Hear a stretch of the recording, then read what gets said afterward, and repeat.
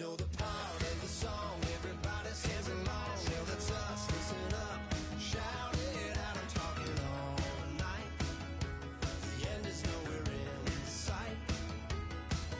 From the streets to the tracks, here's to never looking back. Cause the past doesn't last long as we're together. Just keeps getting better. Just keeps getting better. We know we are brighter than all the stars. As long as we're together, we'll stay young forever. We make the rules, break 'em when we want to. As long as we're together, we'll stay young forever. Forever. Young forever. We'll stay young forever. Unwinding every moment, like the clock is broken.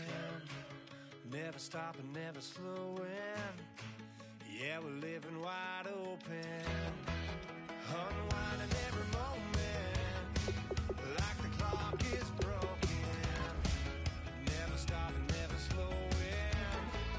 Yeah, we're living wide open. We know we are brighter than all the stars.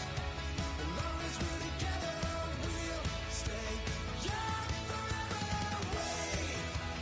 We make the rules, break 'em when we want to. As long as we're together, we'll stay young forever. Forever. Young forever. We'll stay young forever.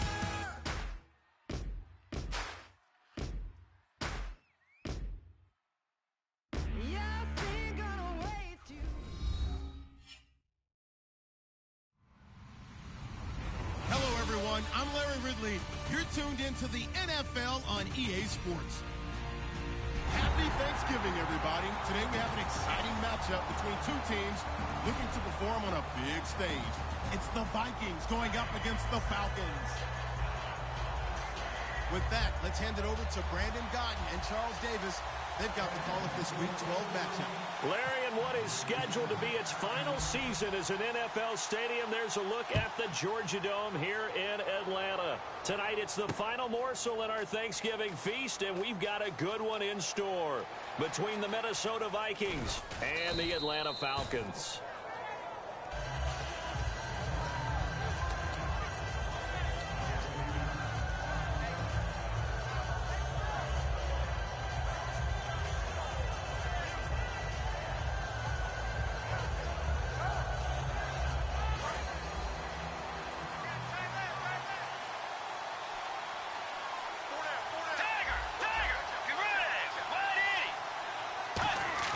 They go play action here on first down. Toward the sideline, and look at that catch. Dragging the toes, and that's going to be a first down. Well done. Let's make this one simple. What a catch, especially the finishing part of getting his feet in bounds, toe tapping, and, of course, foot dragging. A little tapestry, if you will. Oh, I like it.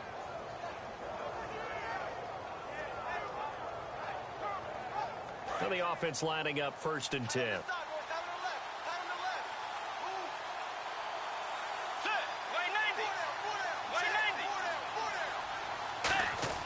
First down, Bridgewater. Left side caught by Diggs. And he'll be taken down, but not before getting this inside the 30. Now that play will end up on the highlights, and you'll see it all over the place. But what you won't see, the offensive line that bought the extra time, that allowed for the big completion downfield, those guys made that play possible. And now a first down following that long gain. Let's go. Wide 80. Wide 80. Now a first carry for Melvin Gordon. And he'll get about 4 as he's brought down at the 24. Vic Beasley able to make the tackle. And here's the offense today that hopes to get off to a strong start.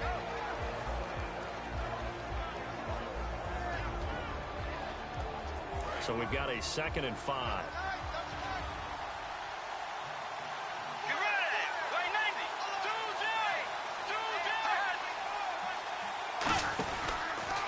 Here's a carry now for Keith Marshall.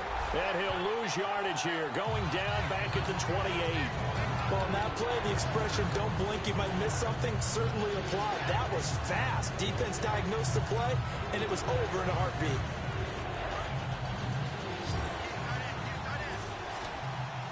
And for the Falcons, 5 men in the secondary, now on 3rd.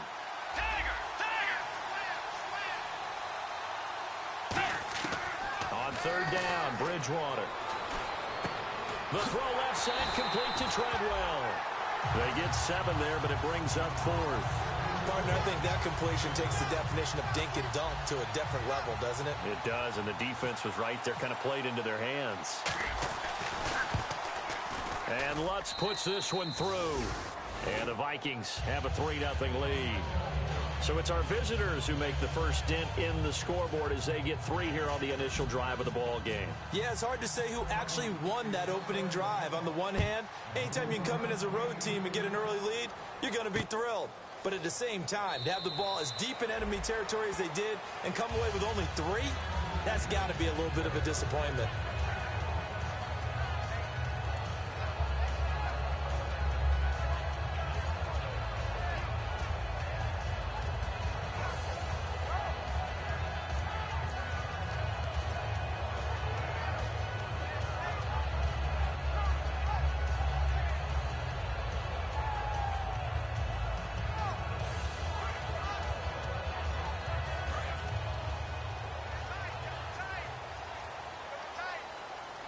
Freeman, the lone man in the backfield.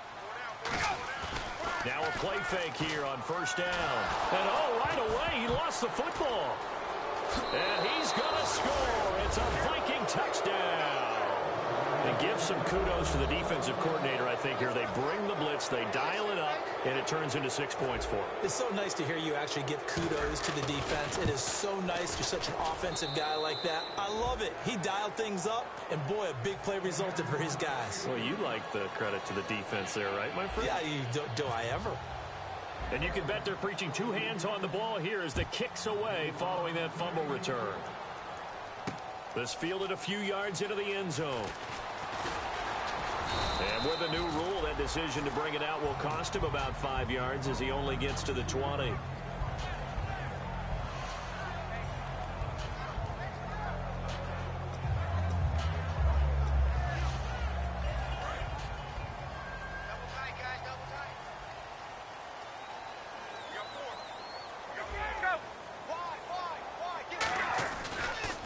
They'll run for the first time with Devontae Freeman.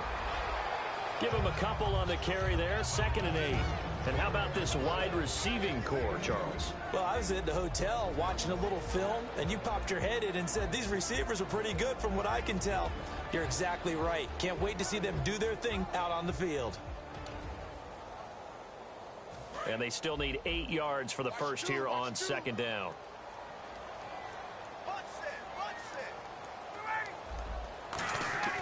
On 2nd down, Ryan. He completes it to Julio Jones. And he'll be taken down, but not before he gets into enemy territory. Give him 30 yards there. And that's the connection, Ryan to Jones, that this defense obviously has to key in on. Certainly feels like they got the party started with that one, doesn't it? And when those two get in sync, it just scares the heck out of defenses because he can hit Julio Jones in a short zone, and he can take it the whole way. Throwing now, Ryan on 1st down. They'll set up the screen for Freeman. Oh, he breaks a tackle, and he's got an alley. Touchdown, Falcons. Devontae Freeman with touchdown number 7 on the year. And the Falcons draw a bit closer. There are several elements to a well-executed screen pass. This one resulted in a touchdown. It had all of those elements. Hey, you're so right because you really need the rush to almost get to the quarterback, almost get to the passer.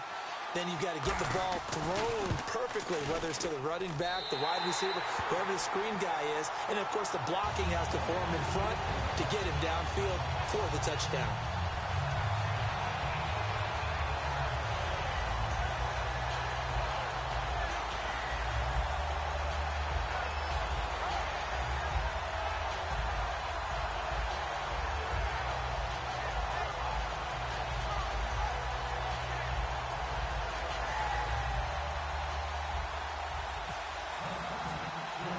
Now after the touchdown, it's Bosher to kick it away. That's fielded in the end zone. And he'll get it up past the 20 to the 22-yard line. And now out comes Minnesota. And they're not going to play this conservative, I don't think. They had the field goal last time, and they're up, but they're looking to put a drive in the end zone. Oh, I agree with you totally. No one goes out on the field and says, all right, let's just settle for 3, except in certain situations, trying to ice a game, that sort of deal. Most of the time, it's end zone, and that's what you're thinking, and I believe that's exactly what they're thinking as they begin this one. Yeah, no quarterback ever goes out there saying, hey, let's get 3, right? Not one that I've ever met. Surveying the field. He's got the connection over the middle to Diggs.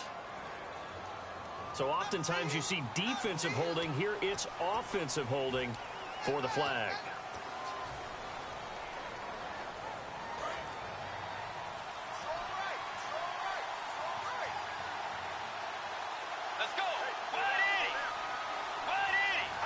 Now here's a whistle as flags come in. And we'll check out the call.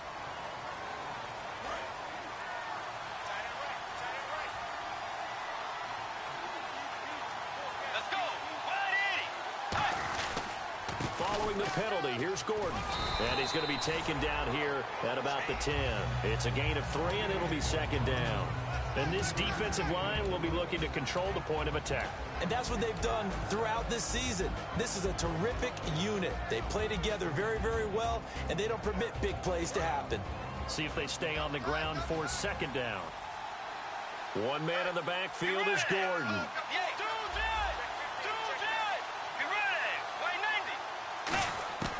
Bridgewater now on second down. Into double coverage, and it's intercepted. A great read, and it's picked off. And they are going to set up shop at the 32-yard line. Here comes the Falcon offense now as they get set to take over here. Last time they were out, they scored. Still trailing here, though, so some work to do. But it's okay in terms of mindset. Because they scored the last time, they're not quite as worried about being down on the scoreboard because now their confidence is a little bit higher. They feel like they've got something going, and they feel like they can attack again and put more points on the board. Are you scoreboard watching if you're the offense, or are you just focused on this drive? We wouldn't be telling the truth if we said that they didn't scoreboard watch. Everyone does it to some extent, but you've got to set it aside right now and just focus on this series. That'll take care of the scoreboard if they punch it into the end zone. So now 11 yards to go for this offensive unit. It's second down. Freeman again. And nothing doing. He's immediately taken down at the line of scrimmage. No gain that time, and it leaves him with 3rd and 11 coming up. And a look at the Vikings defensive unit. Linval Joseph is in a hurry to get his name mentioned as one of the top defensive tackles in the game.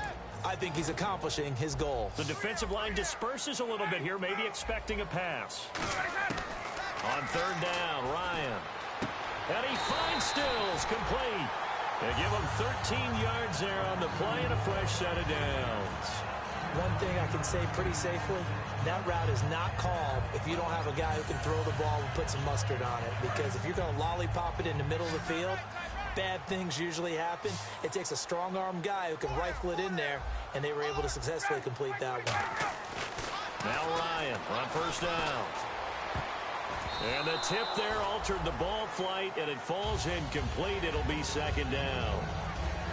Well, we're not playing 3 yards in a cloud of dust football anymore. I kind of get why those old-school coaches sometimes didn't want to throw the football. Because if it's popped up in the air, it almost turns into slow motion, and both sides trying to get to the football, and you're holding your breath wondering whether it's going to go good or bad for your team. Freeman, the lone man in the backfield. Ryan. And his throw here is incomplete. It's always tough for the guys throwing the football when they think they got a completion and the ball's almost there, and then someone sneaks a hand or two in and bats it away.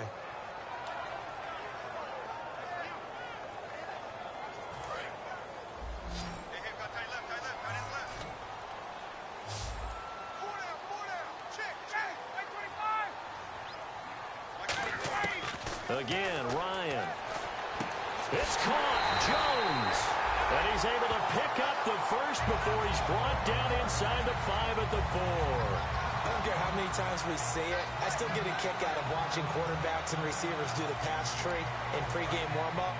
But I always remember that when we go to practices, we see that after practices as well. They really tune it up, don't they? They tune it up. They know why they do it for these situations. First down. And they build that. And he will take it in for a Falcon